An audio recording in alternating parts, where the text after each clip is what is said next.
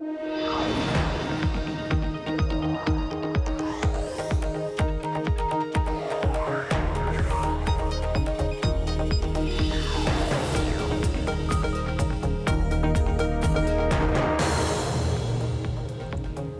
Riggs in San Francisco. This is Bloomberg Technology. Coming up in the next hour, tech mate Huawei unveils its new flagship 5G phone. It's Mate 30 models, but it's missing Google services amid a U.S.-China trade war. We'll discuss. Plus, big tech comes to Washington. Facebook CEO Mark Zuckerberg talks antitrust with senators over dinner. Meanwhile, Amazon CEO Jeff Bezos launches some lofty goals to combat climate change. We'll have details. And lap it up, New York-based cloud software company Datadog sees a big pop in shares after the company goes public. We'll hear from the CEO. But first to our top story, Huawei launching its first high-end smartphone since the Trump administration's blacklisting. On Thursday, the Chinese telecom giant unveiled its Mate 30 and Mate 30 Pro phones. On the inside, they pack a punch, including 5G capabilities, but all eyes are on that software, and those Huawei phones are running a free and open source version of Google's Android operating system, and that's because the U.S. blacklist prohibits them from getting the official version from Google. And that means no Google Play App Store to get programs like Google Maps. To tell us more in Los Angeles, Bloomberg's consumer tech reporter, Mark Gurman. Mark, talk to me first about 5G. Huge deal?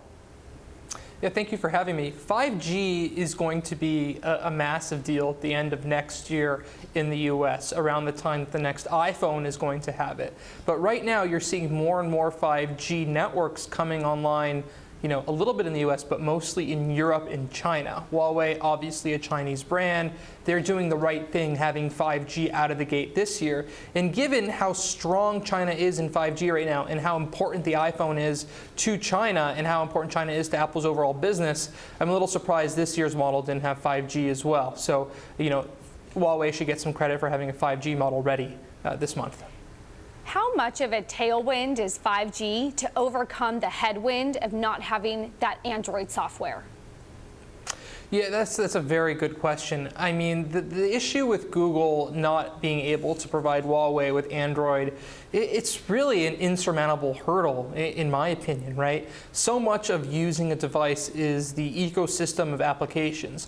Huawei's ecosystem might be decent in China, but outside of China, you're really going to want access to Google services like Gmail, Google Search, Google Maps, all the bells and whistles that having Android provides, and not being able to do that is a definite deal breaker to many consumers unless they're in China or Huawei diehards. So then at what point is that phone outdated? I mean, right out of the gate, right? Like, not having Android limits the app ecosystem, the ability to update. And really, you can have the best hardware, right, in the world on the device, but what really makes a phone good is the integration between the hardware, software, and services, right? Apple has done this very well, being able to build both parts of the stack on the software and hardware side in addition to services. Google is the most popular and used operating system in the world because of how it's optimized for hundreds or thousands of different phones, tablets, refrigerators all over the world. And coming out with the phone without one of the two major operating systems, real Android, to your point, not the light Android, or iOS that Apple has, is really going to be a deal breaker for a lot of people. So this phone is really going to struggle out of the gate unless it's in China or for, super Huawei fans, at least initially. How big of a deal is Huawei's presence in Europe? Yeah, Europe is one of, Huawei's biggest markets in addition to China. If you compare Europe to the US, though, Huawei's market share in the US is basically nothing.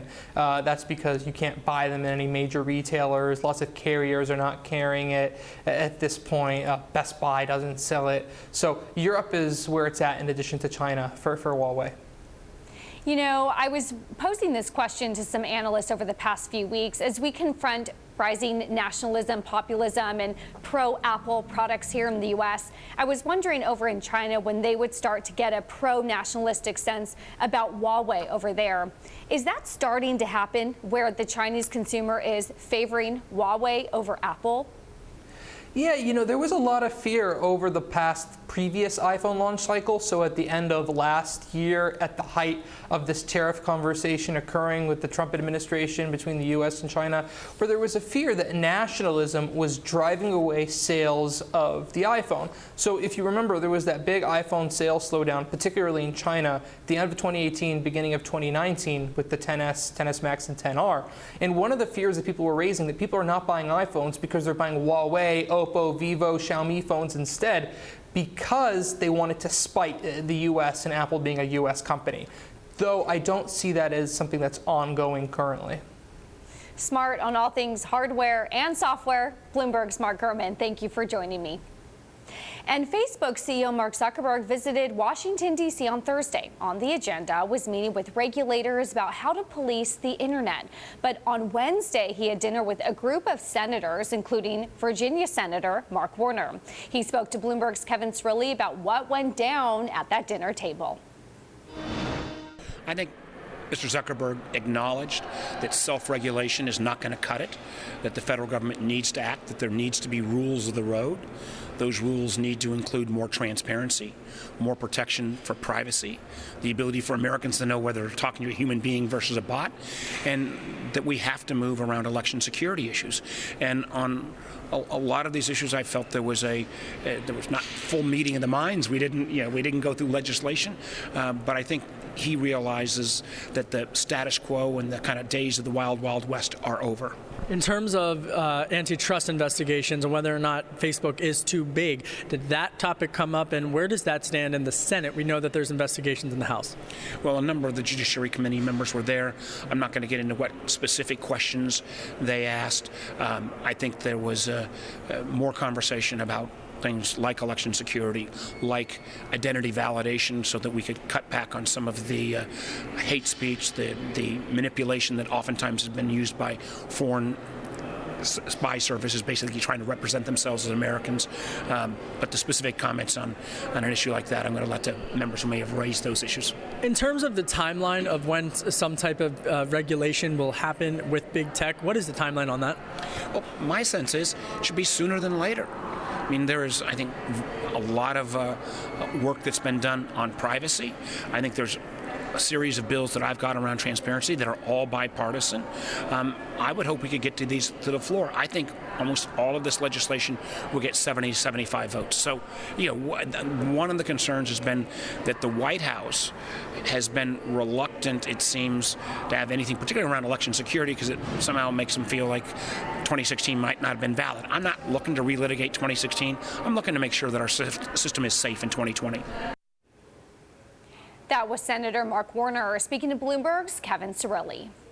And coming up, Amazon's going green with ambitious plans to cut emissions, and it's just put in a big order from one startup to get there. We find out why next. And if you like Bloomberg News, check us out on the radio. You can listen on the Bloomberg app, Bloomberg.com, and in the U.S. on Sirius XM. This is Bloomberg.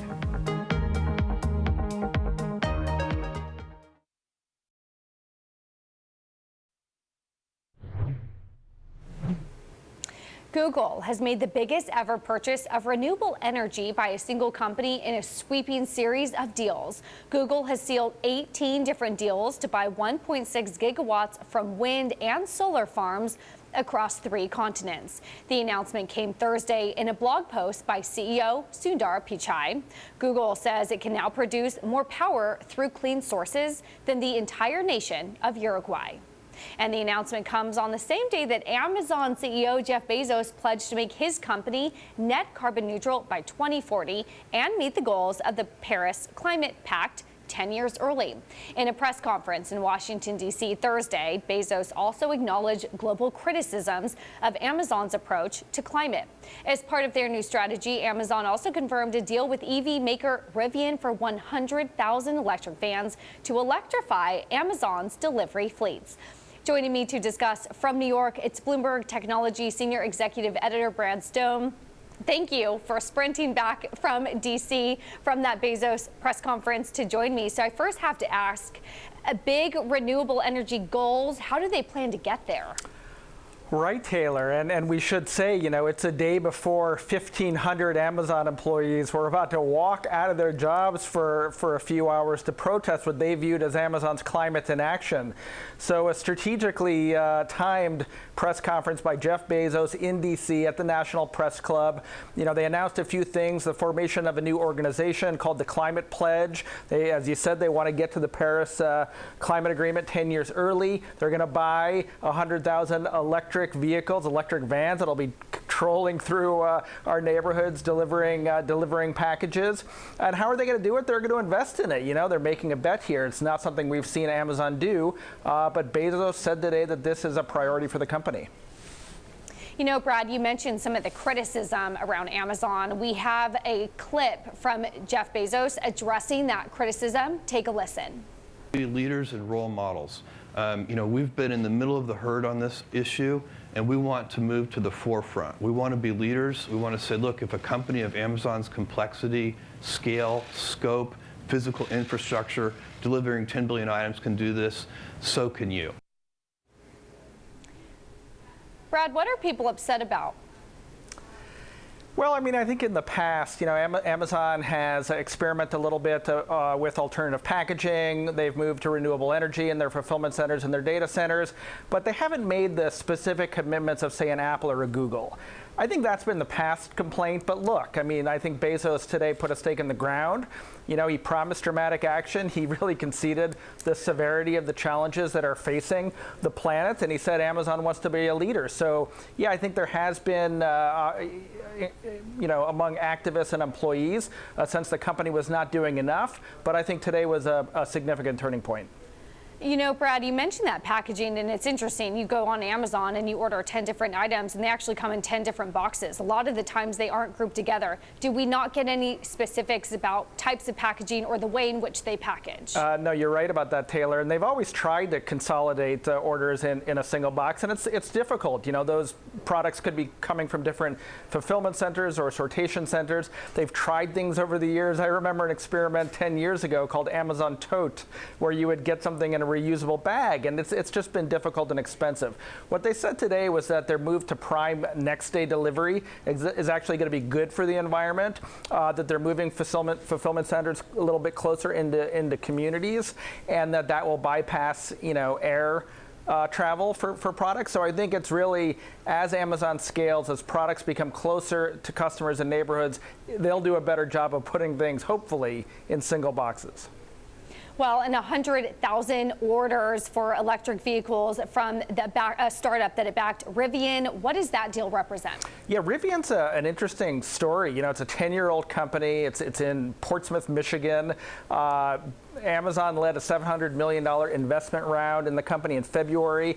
Bill Ford met the CEO a few months later, invested $500 million in Rivian. Rivian started as really a Tesla competitor, but it's moved into a more kind of heavy-duty utility vehicle space. It hasn't launched its car yet, but now they say, not only do they have their SUV and their flatbed truck coming, I think, later in the year next year, but they're going to deliver, these 100,000 vans, these Prime vans to Amazon. So, it's this company that thought it would be this kind of Tesla sedan or sports car maker that now really is a kind of a contract manufacturer to big companies like Amazon and Ford. It's a name of a startup that we're probably going to be hearing more of.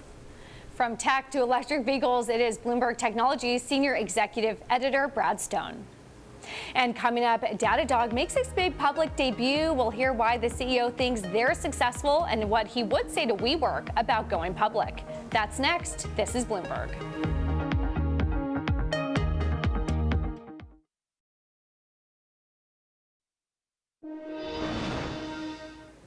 Cloud-based enterprise software company Datadog went public on Thursday, jumping by as much as 53% in its trading debut after raising almost $650 million in its IPO. CEO Olivier Pommel sat down with Bloomberg's Ed Hammond to discuss their big day. To get to that kind of growth, you have to solve a real problem for real customers, and that's what we do, right? The way we spend our days, we focus on figuring out how to make our customers' lives simpler, as they run their infrastructures, their applications, and serve their own customers. And how do you actually grow in terms of market share? Because you have a lot of on-premise competitors. I can understand how you take share from them. It's a very crowded space nonetheless in cloud. How do you compete with the big companies, the Atlassians of the world, ServiceNows, to actually win share from them? Yeah, so first of all, it's a very big market, and it's a market that's growing very fast. So there's room in the market for many companies to be successful. But really, the way we compete is, we focus on cloud, and on companies that are moving from legacy IT to public and private cloud. We build from that from day one. We focus on getting to the maximum level of reach within those companies, as in being used by as many of their engineers as possible, and that's what makes us different. But how do you do that? What is the point of differentiation for this company? Well, we do that by making the data a lot more accessible across different teams, and that's why we started the company to start with. We started it to break down silos between teams that were separate, didn't actually see eye to eye and didn't look at the same kind of data. Our focus from day one was to bring all this data from various sources into one place and make it accessible to different teams. That's how we get deployed by more teams, get more users, and in the end compete with the other companies. Now, obviously, everything in the public market at the moment is slightly overshadowed by what's been going on with WeWork and their travails as a fairly painful route to market. Having just done an IPO, and indeed a very successful IPO in terms of the day one pricing, what would your advice be to them looking to go public? Look, I don't have much to say about WeWork. We actually use WeWork in a number of cities for offices, so it's a real business. The best to do is always to focus on your customers and focusing also on having a business that is healthy, in terms of the metrics and its profitability, I guess. That's what we do, and we keep doing that, and I guess others should do that too. And you have this dual class of stock, very common obviously among tech companies. It's been a subject where there has been some controversy recently in terms of should companies have so much control, or should founders indeed have so much control over companies going public. Was there any discussion around potentially pulling back on that? Well, for us, what matters, what's important is we're building for the long term, and we want that to remain the case as a public company. That's why it was important for us to have, while at the same time we serve investors. We deliver returns to investors. We run a business that is predictable for investors, that is healthy. But at the same time, we wanted to make sure we could execute on a long-term roadmap, which is why we had this dual class of stock. And another story, obviously, that's been much in the news, at least overnight, is interest from Cisco. Talk to us about that. Indeed, why does it make sense for a company like Datadog to be public and independent versus under the auspices of a bigger organization like Cisco? So I can't really comment on any of the rumors that we've heard, but what I can tell you is that it's a very big market we're in. We see there's many more problems we can solve for our customers, and there's a much bigger and much more successful company we can build from where we are today. So that, from that perspective, it makes sense to be an independent public company. And do you see M&A down the road, either potentially as an acquirer yourselves or as a seller to one of the larger players? So we've done acquisitions in the past, and they've been very successful. In fact, the founders of the company we acquired are all in the room today. And we might and will certainly do more in the future. That was Datadog CEO Olivier Pommel with Bloomberg's Ed Hammond. And coding startup GitLab just raised $268 million in its latest funding round. That brings the valuation for the coding development and collaboration platform to $2.75 billion. That's more than double its last valuation. Here to tell me more about the state of GitLab, it is none other than the CEO, Sydney C. Brandy. Thanks so much for joining me. Let's first talk about that funding round. Where are you using that money? Yeah. So there's a transformation going on in DevOps. It used to be you get good point solutions and you work through that, but people want to go faster and faster and faster. And jumping from all those point solutions is getting harder and harder. The problem is the integration. So the trend that's starting is a single application to get you from what you want to build all the way to monitoring and securing that. In GitLab, we have that single application. And the version control, the CI is really good. We want to make sure the planning and the securing and the monitoring will be as good as well. So that's why we raised this money, and that's why we're going to invest the money. I want to talk about the valuation. We have seen volatile valuations. WeWork, Uber. How do you manage a company and a valuation that avoids that volatility? Yeah, I think that's the hardest thing, especially if you're a public company, which we're not. I think what's really important, investors are looking more at gross margin. So for every dollar you get in, what are your costs? And if you only make a 20% margin, then any ups or downs swing the stock price by a lot. If you make an 80% plus gross margin like us, you have an easier life. And then then investors want to see growth. They want to see you growing at a very rapid pace. When we talk about growth, one of the competitors, GitHub, was bought by Microsoft. Does that help you because there's clearly demand for this space, or does that make you nervous that Microsoft has doubled down on a competitor? It has helped us because our customers, they want to go multi-cloud. It's no longer you pick one cloud because you're going to make acquisitions, you want to have a negotiation position, you want to maybe use some functionality that's only available in one cloud. So they're going multi-cloud, and they want workflow portability. They want to make sure that whatever cloud you use, you can use the same tools. And that's been the great thing. With GitLab, they get an independent vendor that gives them that workflow portability. No matter what cloud they use, they have the same governance, they get the same productivity metrics. So it's been a great boon to us. Are you thinking about perhaps an IPO or a direct listing? Which one? We're not sure yet. We have a publicly stated ambition to go public on November 18, 2020. That's our goal. We'll see where we end up. We think the plan is really important, but we're flexible on implementing it. But we hope to become a public company next year. I want to talk about one of the theses of your company, which is an all-remote workforce. This is an incredible transformation from a previous generation where you basically showed up before your boss, left after your boss. Yep. How do you manage an all-remote workforce? Yeah, it's been great, and it's changing the industry. Today, WordPress automatic release that they got a big investment. Together with Envision, I think we're the top 3 all-remote companies, but we see a whole huge wave of new companies coming, embracing this. And what we learned is there's 3 things that are really important, and those are our top 3 values. The first one is results. Managers are not allowed to ask how many hours you worked unless they suspect you're working too much. But it's about output. We give people a manager that understand what they need to do. The second is transparency. We write things down so you don't have to tap someone on the shoulder. That person might be in a different time zone. So we have a handbook of over 3,000 pages where people can find out exactly how we work. And it also helps attracting a lot of great people. And the last one is iteration. Doing a very small thing so you don't need to coordinate with everyone because it's a small step and you're doing a next step in a few weeks, and then people can give input at that time. Well, I like that you are not allowed to talk about hours, but you are results driven. That is GitLab CEO Sid Sijbrandij. Thank you for joining me. And coming up, we catch up with Group9 CEO Ben Lehr on the company's latest $50 million funding round, what the online publisher plans to do next. This is Bloomberg.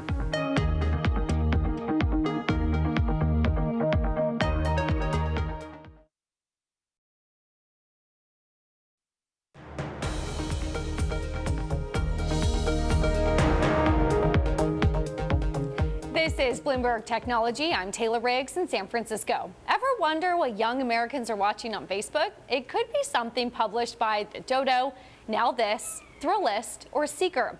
And what do these companies have in common? They are all under the parent company Group9, which recently raised $50 million in new funding from its lead investor, Discovery. Group9 is currently reaching more than 70% of Americans in their 20s. So what does the company do with the funding? I ask Group9 CEO Ben Lehr. Ben's also the managing partner at Lehr Hippo. Ben, what are you doing with the money? Well, I'm probably going to go to Disney World. No, I think we're, look, the point of raising the money is not to spend it, actually. We've been really disciplined in how we've been investing over the last few years, and I think what's happened in digital media right now is there's sort of a reckoning that's coming, and there's haves and have-nots. There's a bunch of interesting, great brands that have raised maybe out over their skis over the last few years, and what I want to do right now is have a really strong balance sheet and use that capital to ultimately be an acquirer.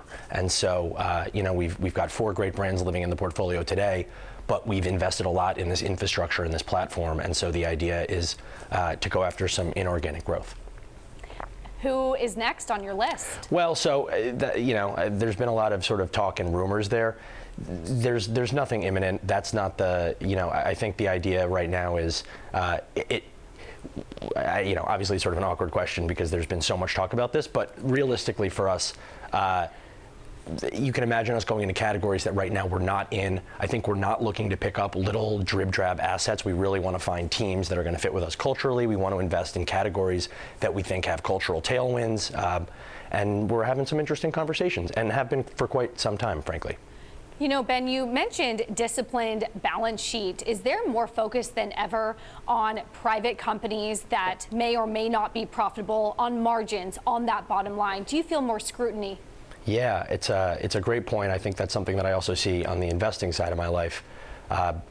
There's not the same kind of runway or leeway that there used to be with the idea of, every year you're going to grow, but you're going to lose sort of more and more. You see this right now in the public markets with some of the scrutiny coming to, Uber and WeWork. This is something that we're focused on earlier than I think we've been focused on earlier than some of our peers. But the reality is digital media is a tough business. There's a lot of margin pressure, and if you're not hyper diligent about how you spend and what you invest in, and really operating in like not operating like a startup, even as you grow like a startup, you're going to find yourself in a situation where there's not the kind of capital availability today that there was a few years ago.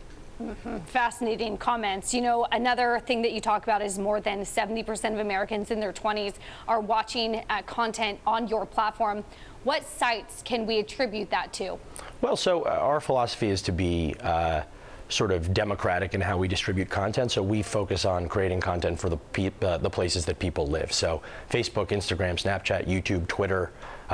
These are the platforms that young people live on. And so our strategy is how are we going to build the best content of the biggest brands across all of these different touch points. And that I think there's huge advantage to that in the fact that these platforms are obviously incredibly powerful and have big audiences. There's been challenges with the business model of creating for these platforms, and that's something that little by little actually continues to improve. And I think that there is a move towards these platforms valuing premium brands and premium publishers in ways that they didn't just a few years ago.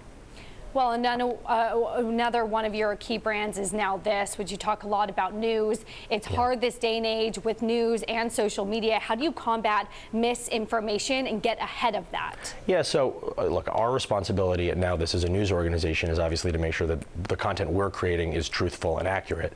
I think the sort of fake news problem is that's something that the platforms need to take responsibility for. There was a philosophy at many of the big distribution platforms that they were a pipe and that sort of any content was welcome, everything will like take care of itself, and they weren't going to claim responsibility for the quality or the accuracy of the content on those platforms. That story is changing, partially because of public outrage, and I think also because at the end of the day, for these platforms to really have lasting value, they need to be a place where real, truthful, high-quality content lives and real brands can be built. And I wish it was happening faster, but genuinely, there is a sea change that's happened with how truthful and valuable content is being valued in the marketplace today. Well, from content to disciplined balance sheets, that is Ben Lair, Group9 CEO and managing partner at Lair Hippo. Thank you for joining me. Now, just last week, investors piled into the newly listed internet unit from South Africa's Naspers. Shares of Prosus initially jumped as much as 32% above its reference point before declining. Prosus holds assets that include a lucrative stake in China's Tencent Holdings. I caught up with Naspers CEO Bob Van Dijk on Friday and asked what he sees in Prosus that investors should be open to. I think actually the start was quite positive, and I think what we expected it to be somewhat volatile in the beginning, right? It's a new listing, and actually the shareholders haven't yet received their shares. They will only get them effectively on Monday. To effectively be more activity going forward, and generally I think people are very excited to have a large consumer internet group listed in Europe, and we're actually the largest consumer internet group listed in Europe. Investors are very positive about it. Is now the right time to be IPOing? The core business has turned profitable in classifieds and payments And we're also growing very fast organically. So I think the timing is actually perfect. You mentioned classifieds. What's the next business you would direct list or IPO? You know, we're really focused on process at the moment, and the important thing for us is to, we are a growth company, and we want to see this next wave of growth happen, and we want to get the right investor base into the new process listing, and that's the first priority. What sectors are you investing in next? There's so much out there that we're excited about. We're investing in food delivery, and that's, I think, in the US also a very rapidly growing sector, but we see it basically everywhere in the world. People are really using more and more meal occasions to order in at work or at home, so we think that's basically a 20x growth opportunity from here. Very excited about it. So talk to me more about food delivery, because the competition is heating up in that space. You have more companies coming out that are trying to invest in that market. How do you stand out? How do you differentiate yourself? So what we see is that it's really important to have excellent local operations, and I think what we've seen in markets like India, what it requires to be successful there is different than what it requires in another market. So you need an excellent operator on the ground who really understands his customers, understands what restaurants need, and just has a very efficient and scalable operation. When you talk about being in the local market, you mentioned India. Talk to me about being in the local market in China. How does that work? So in China, we are an investor in Tencent. We have about 31% of the shares, and as a market, it's probably the most attractive internet market in the world, the biggest internet market in users, obviously, and growing very fast still. And I think Tencent has a fantastic position in that market, and probably the best leadership team. And we're very happy to be active in the market through Tencent. You talk a lot about food delivery. I know you're also a big investor in AI is all the rage these days, cloud products, software. Outside food delivery, where do you see sort of the next frontier?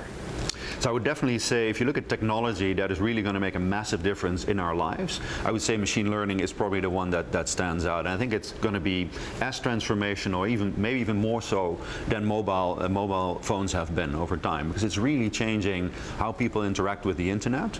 And I think it's actually going to be relevant in all the businesses that we have. So machine learning is a huge topic of interest for us.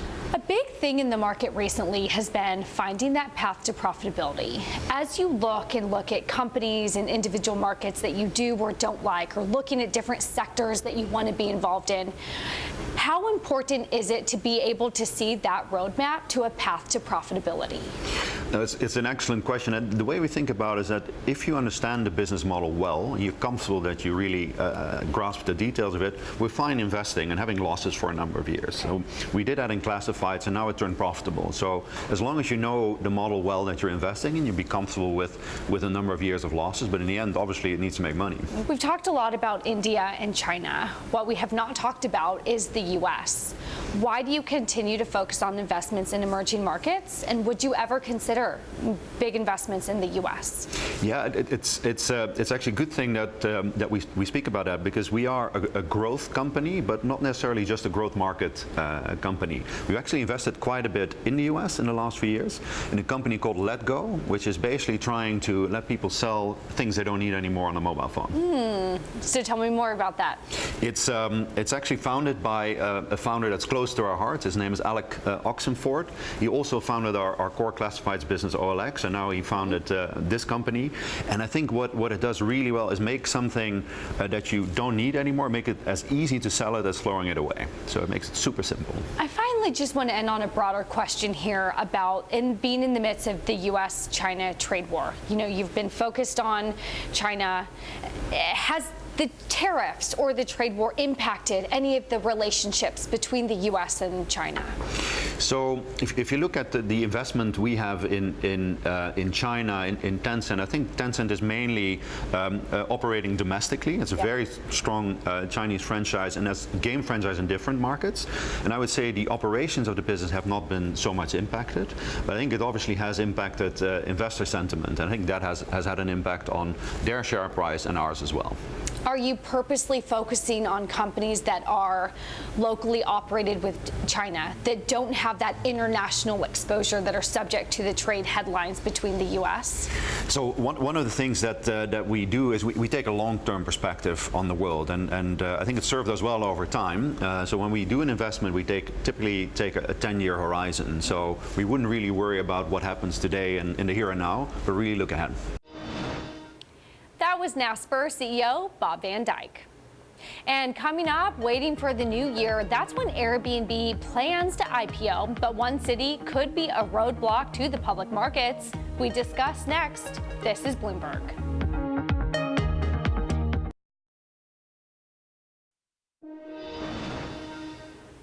Fintech company Stripe has raised $250 million in additional funding. According to a company statement that puts the unicorn at a new pre-money valuation of $35 billion. Investors in the new funding round include General Catalyst, Sequoia, and Andreessen Horowitz. Airbnb says it plans to go public in 2020, and it is a long-awaited move for the home-sharing company, which was founded in 2008. Last privately valued at $31 billion, the home rental startup has negotiated regulations that have allowed it to operate in more than 500 cities from San Francisco to Tokyo.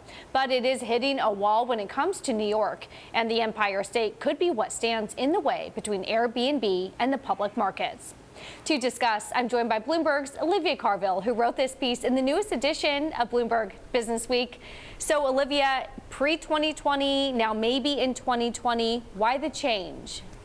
Well, actually, Airbnb's whole story has been that they want to be IPO ready by the end of 2019. We've heard their executives say this from earlier this year, and back in 2018 they were talking about the IPO, but they never actually set a date as to when they are going to go public.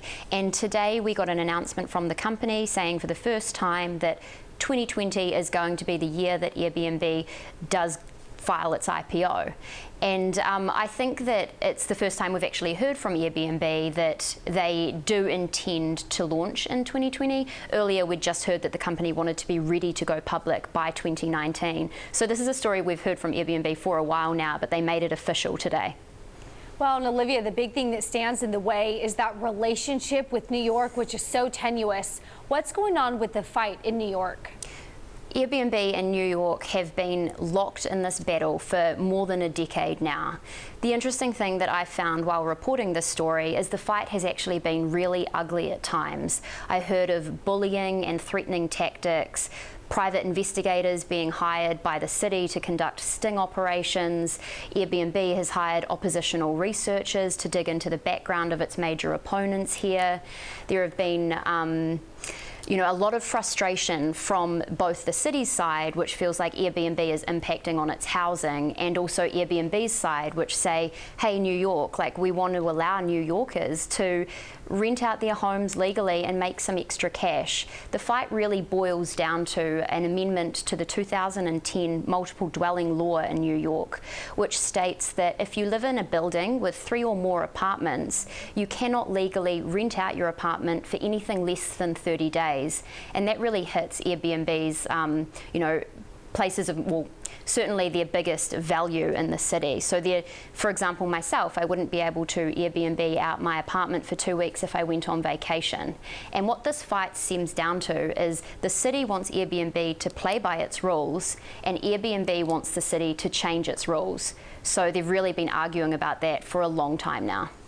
Olivia, New York revenue only makes up 1% on Airbnb's income statement. Can they cut their losses and just focus on the cities that are more business friendly? So Airbnb's argument is that New York is just one market. They're a global company now. They operate in over 100,000 cities.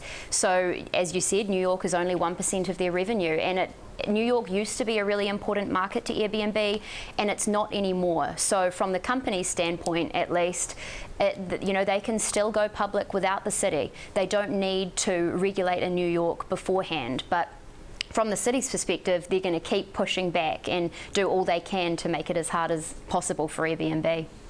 Well, we await new regulations and then potentially the IPO in the coming years. That is Bloomberg's Olivia Carville. Thank you for joining me. And coming up, more of our exclusive interview with IBM CEO Ginny Rometty and why she thinks technology will change 100% of jobs. This is Bloomberg.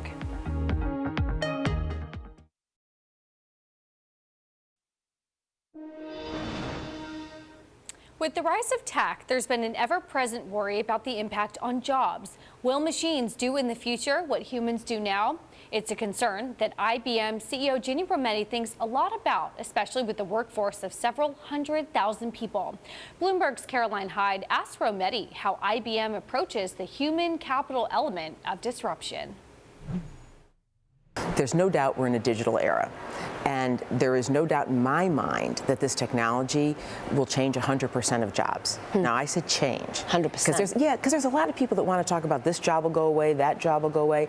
To me, that isn't the issue. The issue is that it's going to change how you and I do our work. Almost all of us are going to interact with these technologies, and it's happening fast. And so I consider the word responsible stewardship. So it's one thing to make these technologies, but if you make them, you better bring them safely into this world. Yeah. And part of that means you prepare society, your own people, and then the world at large.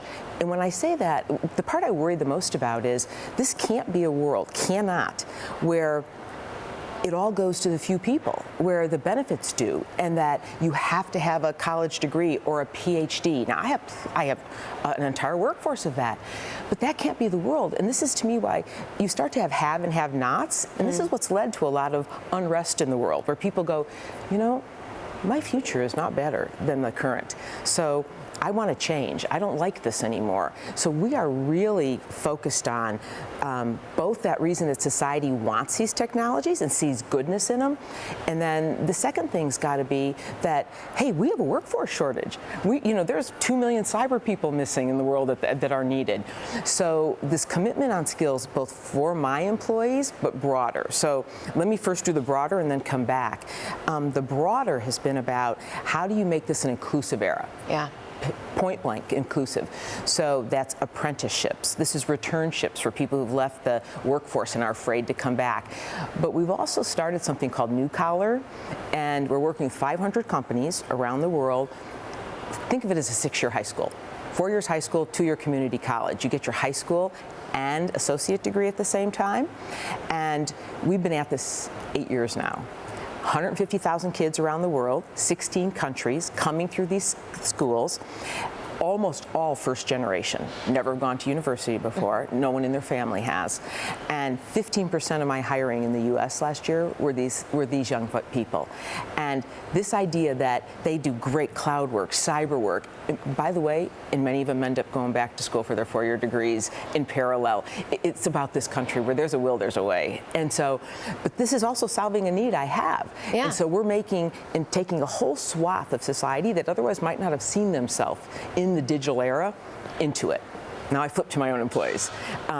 We invest about $500 million a year. But I will tell you, this has been a really interesting journey. And today, I can tell you that 8 out of 10 IBMers have the skills not just fit for today, fit for the future.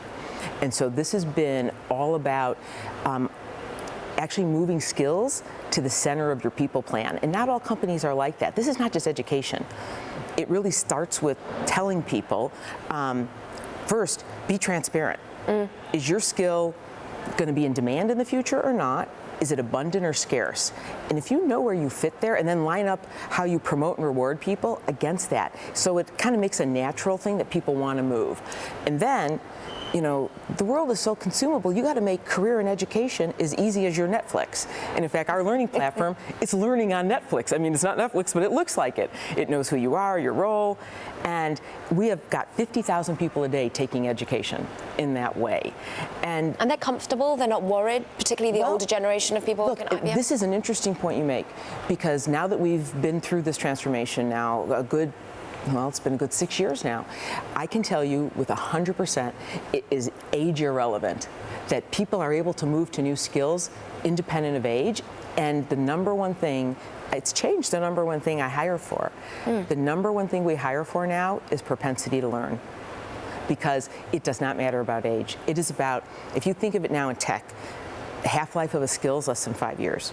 So if I hire you with a skill today, it's not going to matter in a very short period of time. So I want you to be curious and want to learn. If you are, no worries, I'll take care of the rest. And that, to me, is a profound point, and I think it's what every company needs to look at. Is it something that you're talking about with other executives as you meet your clients? And I know it's something that actually IBM's done a lot of research on, talking to executives and finding out what their main concern is, and it seems to be talent. It is talent. And, you know, I just, I had kicked off the Frankfurt Auto Show, and while I did talk about technology, one of the things I really dwelled in on them with is about these skills, because there is a perception that to get the new tech skills, you have to buy it all, replace or buy it all. That's wrong, because there is this intersection that people have to have of actually knowledge of an industry and process and the new skill. And so you do have to look inside, outside, but then you have to create the skill that is integrated here. And that was part of Bloomberg's Caroline Hyde's exclusive interview with IBM Chairman, President, and CEO Ginny Rometty. And tomorrow we wrap up our CEO Spotlight on Ginny Rometty with a look at what she's learned since taking the helm and how the company has changed under her watch. And that does it for this edition of Bloomberg Technology. And Bloomberg Technology, it's live streaming on Twitter. Check us out at Technology, and be sure to follow our global breaking news network at TikTok on Twitter. This is Bloomberg.